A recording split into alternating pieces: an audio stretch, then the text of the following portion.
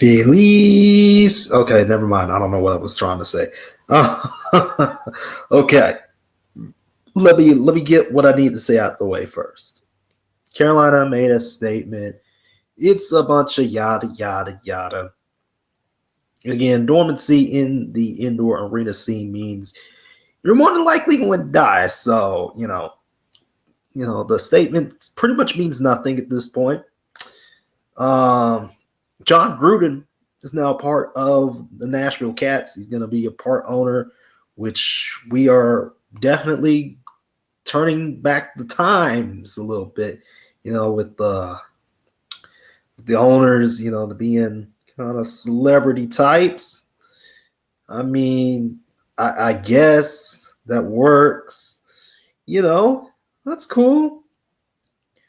Um,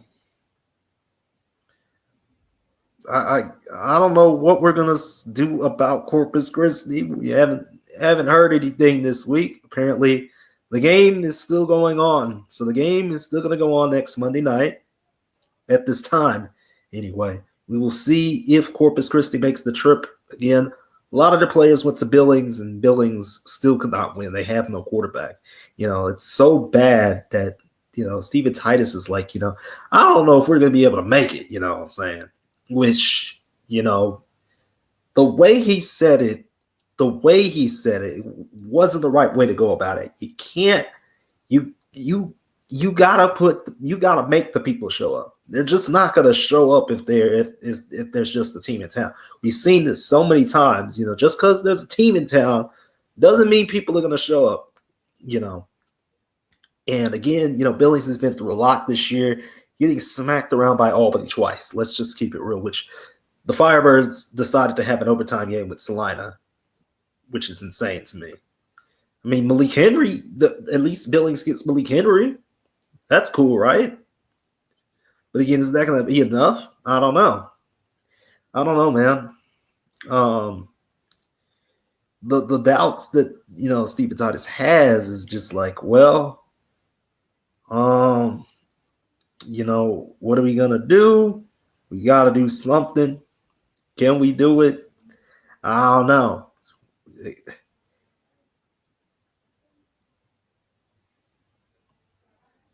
At least Salina's looking better. Can Billings do the same? We'll find out. And I don't think I need to see Oregon Washington play anymore. Let's stop that right now. If there's another game between these two teams, I don't want to see it. I just don't. Keep that nonsense away from me. There's no reason it should be a 28-point game this time. No reason, bro. I do not want to see those two teams play again. I swear they played like 5 or 6 times this year. I don't want to see it. No more. No more. No mas. No mas, please. Please. But yeah, Southwest Kansas still beat Billings, which is crazy. IFL, real quick, yeah, the Iowa scheming wasn't going to last forever. Quad City's still unbeaten, and Iowa, again, they did something. Jacksonville had some new signings and stuff like that allowed them to go over the top. Tulsa with a huge win over Green Bay.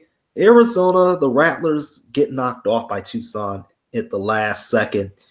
Vegas wins, and in Bay Area beats San Diego yet again in the IFL. And again, the only unbeaten left is Quad City, and they are a damn good team. I'll say that much. Fisher's definitely, is throwing a little bit of a fight in there. Again, Arizona, even though they lost, I figured they were going to have at least one loss anyway, but it just didn't expect it to be the Tucson of all teams. Tucson's been pretty inconsistent. The Wranglers are still they're not great. They're a little better. They made it, they kept it close. I mean, the score looks close, but yeah. God, it was such a drop off for Northern Arizona from a couple years ago. They were in the IFL championship game just a few years ago, man. But yeah. All right, back to the NAL front real quick. Let's step back into there. So Carolina, again, they released a statement. They're not going to play anymore this season. There are road games that needed to be replaced. The Dallas Falcons, they went to Omaha and they got blasted 70-0 by Omaha. The Falcons are going to be a replacement opponent for Carolina for one of the away games on May 17th. Now, I was off a 1 hour sleep on Monday night, and I misread the information. I misread the information because Tyrone Washington was able to book this game with Shreveport, which is a very easy drive for him. So he can get the Falcons out to Shreveport pretty quickly, stuff like that. So they'll be ready to go. I imagine they'll be ready to go. Guy just followed me on Instagram, by the way, which is cool. So yeah, Dallas again got smacked around, and they will be the only replacement opponent for Carolina. Unfortunately, the NAL has said, nah, we're not going to have Columbus go down to Omaha, which would be the better thing to do. But, it is what it is. As far as I know, that Amarillo game that I think they have against Beaumont, I don't think that's being replaced quite yet. The Falcons could go up to Beaumont. We'll see. Or somebody else will have to step up and go up to Beaumont.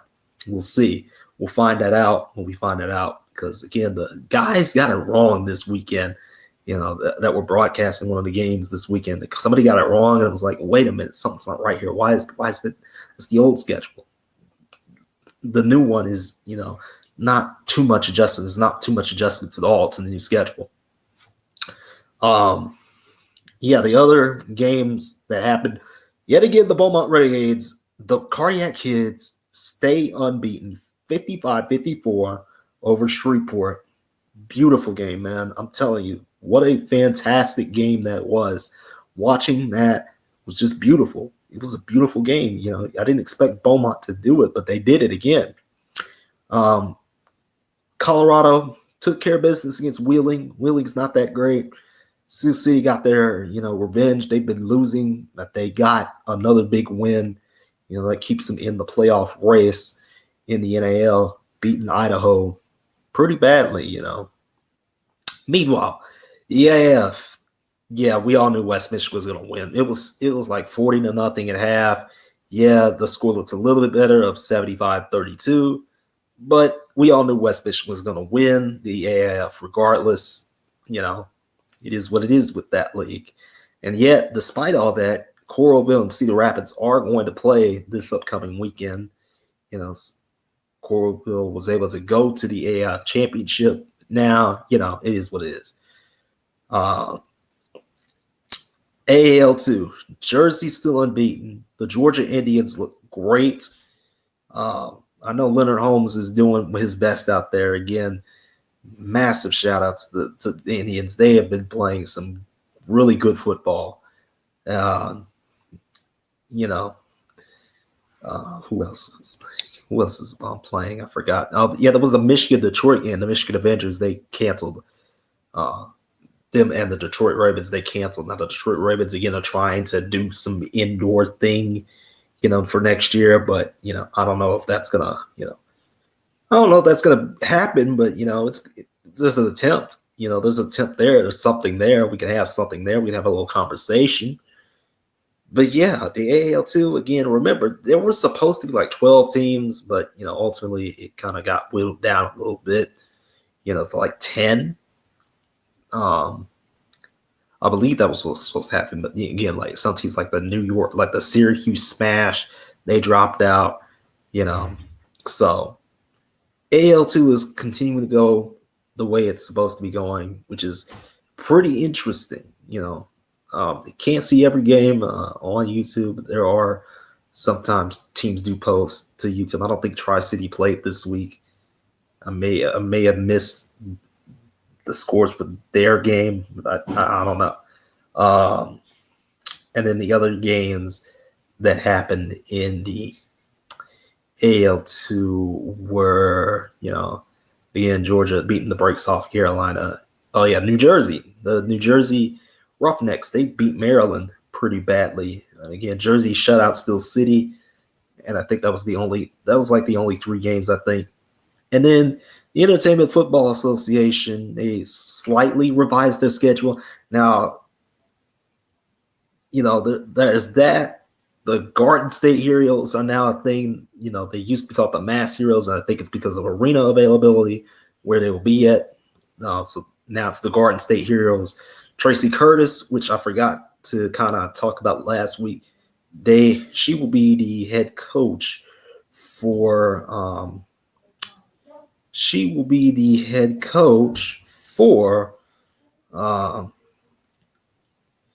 I think it's Dan. Is it Danbury? Is it no. Let me check again. Hold up. I can't remember. I don't think it's was it the Cyphers? I think it was the Cyphers. No, it was Danbury. No. Hang on. I can't remember. Let me go look again real quick. Let me go look again. No, it wasn't them. It was Danbury. Yeah, it was Danbury. I got it right. It was Danbury. Yeah. So yeah, Tracy Curtis, first ever female head coach in arena indoor football, which is great. We need more. We need more of that. Yeah. So Tracy Curtis, congrats. Hopefully you come on the show. Well, not the show. We could come on and do one of the big boy interviews at some point. Yeah. My mind blanked for a second. So yeah, the schedule has been slightly revised now.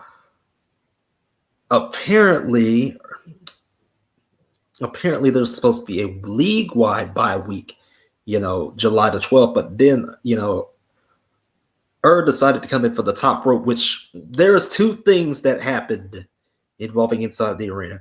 First was this Monroe Gators situation, which is like a fake team that said that they were, going to apply to the NAL, and the NAL is like, who is this?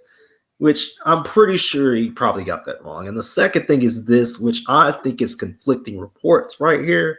I think there are conflicting situations here. I believe it's either supposed to be like a league-wide bye week, or what Er's trying to say is that the league will start on June the 14th, which that can't possibly be the thing unless I'm tripping. But I don't know. I'll let the league say this, because you cannot trust Stephen Err with anything. So let's just keep it 150%, because there is no way a team with a bad logo, AI-looking logo, can be trusted, and people are already saying that people ain't been paid, for designing logos. I'm just throwing it out there. I'm not trying to BS y'all now, but what I'm saying is that, there's a lot of due diligence, and the people that are throwing up the inaccurate reports somehow continue to get media stuff, somehow continue to have media credentials, when somebody like me's right here, when somebody like, Jim and the boys, down in Jacksonville are right there, I'm just saying, I have the opportunities to do media stuff. It's just I'm broke. But at the same time, this type of stuff is just continuing to irk me. It really does, Well, I don't know, man. 0 days without arena indoor football nonsense. Because again, I was blindsided by Gruden coming in, which, I mean, that does legitimize Nashville a little bit, which the AF1 is, okay. They're doing all right. It's just Corpus Christi is still kind of a bad stain. Again, we'll find out if Corpus makes it to their game this week against Oregon, which is on a Monday night. Absolutely disgusting. There are going to be arena indoor football games all weekend as usual. Check the usual places for games: Evergreen Now, Vice, YouTube, the IFL Network. Check whatever game you're interested in is on. And again, I believe Friday night, Saturday, Sunday, going to be beautiful. Going to be a beautiful weekend. I cannot wait for everything to go down. And for the most part, aside from like a few shorts, you won't be seeing me until next Monday night when actually, no, I think I'm going to change it to next Tuesday. Yeah, I'm going to change it next Tuesday. We're going to talk next Tuesday night with more indoor and arena football. So I'll see you all in a week to talk more arena indoor football, and then I'll make a volleyball video afterwards. I don't want to make it on Monday night. I think I'll be too tired on Monday night. So, yeah, I'm going to switch things around. Yeah, that'll do it.